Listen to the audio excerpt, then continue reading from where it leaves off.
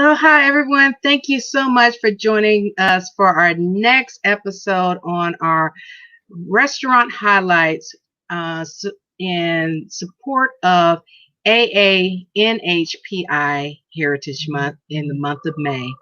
And for those that may or may not know us, I'm going to introduce myself. I'm Dana.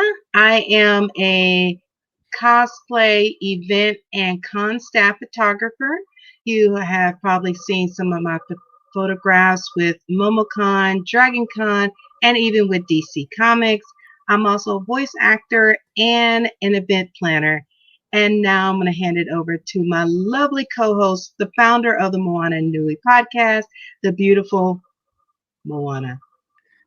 Aloha mai kako, everyone. Moana here. I am really excited to do these restaurant highlights because at the heart, I am also a foodie. So Yes. getting to see these wonderful offerings is amazing. And talking to our restaurant owners is such a treat for us.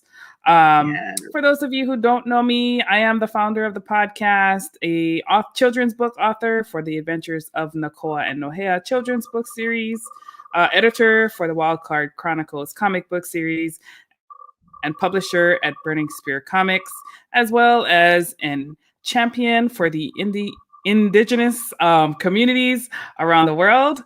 But tonight, we are going to tell you a little bit more about Suehiro Café. Yes. In 1972, Junko and Yuriko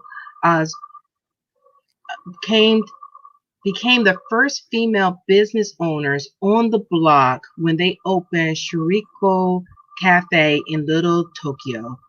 Located on historic First Street, Suehiro Cafe brings together the community through Japanese comfort food and acts of service. And today, Junko's son Kenji now runs the restaurant with his wife, Tomoko. Then they continue the tradition to this day.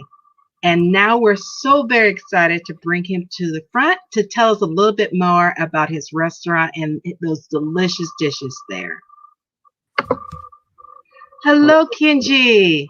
Hi, Dana. Hi, Moana. Aloha. Hello.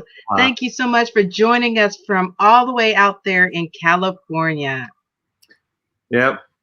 Yeah, we're all the way out here. I'd rather be there, though. Yeah, I agree. Oh. Well, of course, hearing just the history, which I love the fact that tonight we had two historical restaurants. One restaurant we were talking to earlier have been around for almost 100 years. And now your restaurant, through your mom and her business partner, have had this restaurant that has been open for almost 40 years. Okay, tell us a little bit about the restaurant and what makes it special in Little Tokyo. Well, next year we'll hopefully be celebrating our 50th anniversary. Oh, that's right. Yeah. Oh wow, 50. Yeah, Yes. So we're getting up there. It's funny when you mentioned that. It's funny to hear our restaurant being called a historic restaurant because it just seems like it hasn't been around for that long, but time flies. Yes. My mother and my aunt, we came over to the United States from Japan in 1969, and so I was 7 years old. My mother and my aunt opened up Suehiro in 1972. They were actually, when they came over, the eldest brother was already living here in the United States. The first thing that happened was when they came over, they got hooked on mahjong. The mahjong game. Yes. So they played that day and night. Since they just came over from Japan, they had nothing to do, so they played mahjong all day long, all night long. And I just remember as a kid, you couldn't sleep because of that. When they mix the pile up, it makes a lot of noise. Yes, it does. That was going on constantly for like the first year that we lived in the United States. The reason why we opened up Suehiro was they were actually looking for a place where they could open up a mahjong parlor. That was the start. And they were looking for a mahjong parlor with a small kitchen so they could make a little bit of like a onigiri, you know, like a little rice balls and yes, people. But it ended up that there was a chef from another restaurant that had the rights to a location that had a previous kitchen. So they kind of thought, okay, well, we'll bring on this person and we'll try to work it as a restaurant instead of the mahjong parlor that they originally thought. So that's how they actually got into the restaurant business. They had no experience, but you know, I think sometimes when you don't think about stuff too much, it's a lot easier to go into it. And then, well, you know, after that, it was a pretty big disaster. But you know, that's how they actually got into the restaurant business with this other person. Oh, wow. So, of course, with the tradition of court, and most people saw in our marketing that we did for the today's show, we have pictures of two of the dishes that you serve there. But tell us, what are your most popular dishes that people come out there for? Right now, it's ramen. There's a huge ramen boom, I think, everywhere now, and there's a ramen place opening up, you know, everywhere nowadays. Yes. Yeah, so we're riding the sort of the ramen boom, but we wanted to do it right. So it took about a year for me to try and, you know, really when we first started with scratch. I actually went out and bought some ramen books from Japan, and I studied it and actually tried it out, you know, how to make the stock, and you know, we started with all of that, and it didn't go well. It took about a year, but little by little, it started to get better and better. And then right now, it's got to the point where it's actually pretty good, and so that's you know, that's our number one seller. However, we still have you know, the regular comfort foods like the curry rice or the udon, a lot of donburi dishes. So, but ramen right now is kind of it's caught a wave. It's been on a wave for a couple years now. Oh, awesome. Oh, it looks like Kathy has ramen. It says she has a fun time listening in and excited to learn more about your restaurant and your family. So, of course, in your intro, we talk about how your restaurant has also been a key part in the community and all. Can you tell us about your history with the community of Little Tokyo and the support of the community there? Well, I don't think any of us really tried to be anybody special. I think my mother, up until, you know, she passed away earlier this year, actually, she didn't speak English. I don't know how she did it, to tell the truth. She ran the restaurant it for probably almost 40 years without speaking English, and I don't know how she did it, because I speak English and I'm having a hard time, you know, running the business. But she did it. But you know, she didn't try to stick out or, you know, make waves. But you know, she had a tough time, I know, in the earlier times, because number one, she was a woman in the restaurant business, and you know, people, I'm sure, try to take advantage of that. But she tried real hard, and I think through that effort in really trying hard to try and stake her, you know, the ground, she gained a lot of respect from the people around her, and then that kind of led to other things. Once you get respect in the community, people will come and ask you for advice. They want to be on some committee, or if they're going to have a project, they want your opinion. So, you know, once she established herself in the community, and she didn't really go out and publicize herself or the restaurant. She just tried to make a living from that one restaurant. But because of the length that she had it, and just the just a big following of not only the customers but just the community in the area. She gained everybody's respect, and I think that's where it really started. And when I came on board, I really felt that now, and because I spoke English now all the committees wanted, Suehiro to be on board for, something, and so I was, kind of took over for my mom, and she wanted me to go and talk to them over there or talk over here, go to the meeting over there, and so, when I first came on, that's pretty much what I did, try to get to know everybody. Very nice. Okay. Also, we got to see, and of course, your mother has on the menu the house special. Tell us about the house special that is one of your mother's recipes. Well, it was a recipe. It's a unique recipe because it's not like ramen or curry that's on everybody's menu, but this one is kind of unique. And where it came from was that my mother told me that her very, very first job in Japan, and I don't know, right straight out of high school maybe, I don't even know what line of work it was, but she told me that in the cafeteria, the lady there in the cafeteria served this dish that she really, really liked. And so she really hounded her for the recipe. And one day she told her, this is how you make it. And so she took that to heart. She kept it with her. And when we opened up the Japanese restaurant here, she thought, wait a second, I have a recipe that we might be able to use. So she made it.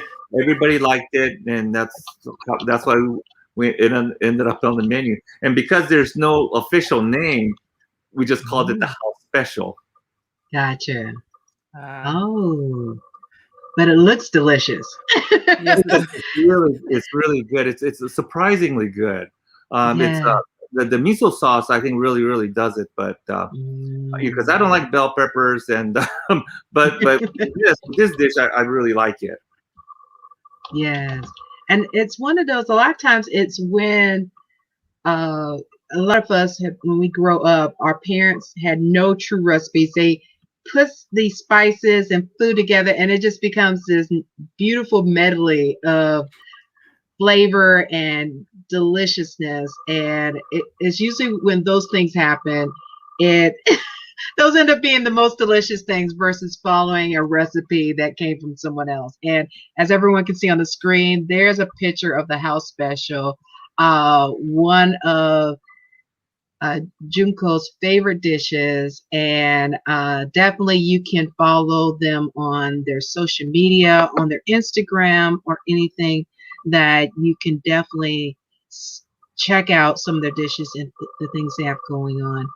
And also, do you are there any specials you want to tell the audience about that they can come and experience at the restaurant? Well, all of them are real specials. My mother gave me one very simple rule when she retired and I took over. She told me, just put whatever you like to eat, and that's good on the menu. If you don't like it, take it off the menu. It was that simple. And so my job was just to make sure that whatever's that's on the menu was each one was special in its own way. And that was a very simple rule that my mother just gave me. If I liked eating it, she said, well, experiment with it. Make it so that everybody will like it. And that's so I spent some time in the kitchen, and so I learned to put few extra menu items on there, and it's turned out really well. Nice.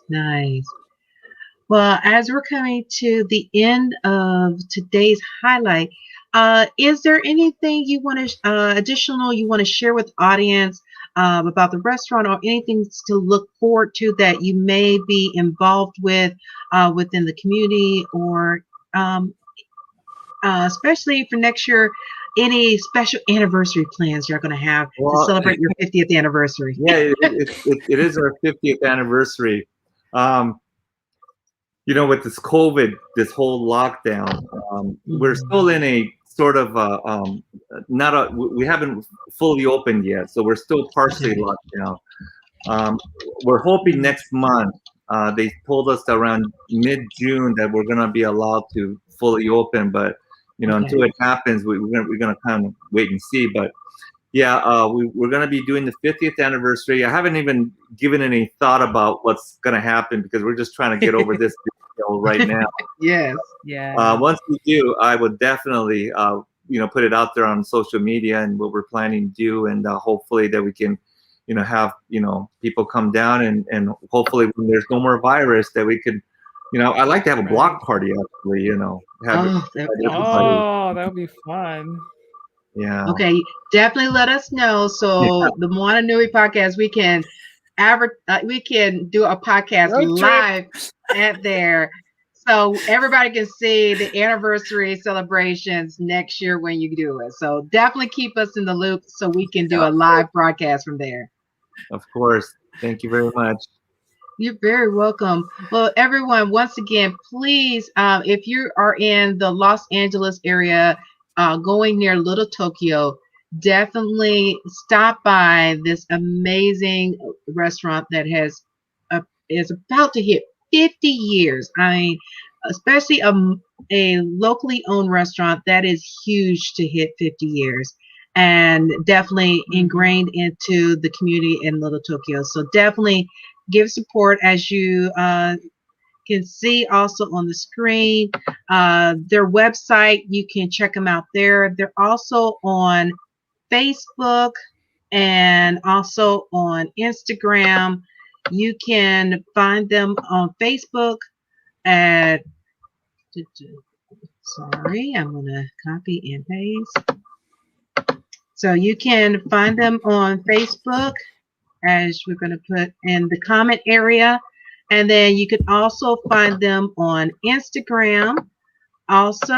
So definitely give them a follow so you can keep up to date on their anniversary celebrations and anything that's coming down the pike that you can definitely keep track of. And if you have any family members, co-workers, loved ones that are coming in the Los Angeles area, send them that way, and definitely tell them that you saw them on the Moana Nui podcast and you're coming out there, and send us some pictures because we want to see the food. We want to see some food pictures.